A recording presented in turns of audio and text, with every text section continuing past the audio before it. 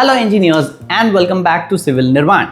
Have you ever got this confusing message in STAAD that design not perform with prismatic properties? And you might wonder that what's wrong with my STAAD model?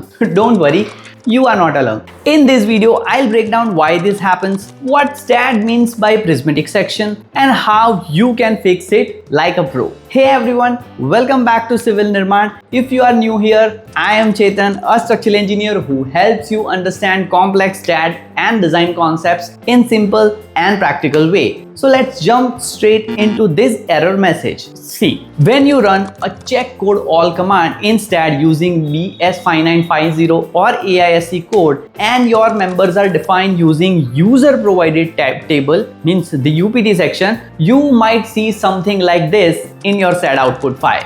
Design not perform with prismatic properties. Or the other warning is user table may be used to design prismatic sections. So what does this actually mean? See, in STAAD, prismatic section is basically a custom section, a shape that's not a standard I channel angle or T section. See, it could be a box section, built up shape, or anything you manually define by entering the properties like area, LY and LZ, etc. Now, here is the catch. See, codes like BS5950 or AISC don't have ready-made formulas for non-standard shapes.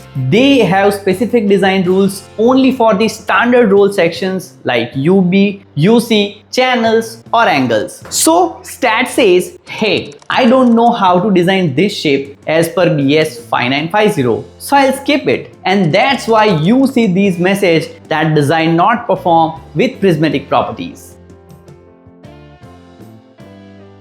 But don't worry, there is a workaround. See, instead of defining your custom shape as prismatic in the user table, define it as general sections. Now, you might have query that what is the difference between the prismatic and general sections? See, a general section lets you input extra geometrical dimensions like flange width, flange thickness, web depth, and web thickness. Now with those values, STAAD can assume your section, which behaves like an I-shaped section, and apply that BS5950 design checks such as buckling, bending, and axial stress limit. So even though your section is custom, STAAD will estimate its strength using wide flange rules. And that's what that last line means. User table may be used to design prismatic sections, but only if you design them as general section and not prismatic. So if you have a member with custom dimensions, just open your user table, go to general section tab, input flange and web details, assign it to the member, and then run check code all again.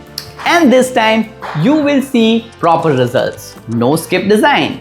So that was the secret behind the design not perform with prismatic properties message. Now, if you found this helpful, don't forget to hit that like button and subscribe to Civil Nirman for more easy explanations on STAAD and structure design concepts. And tell me in the comments which STAAD error message should I explain next. Remember, don't just learn software, learn concepts. Thank you.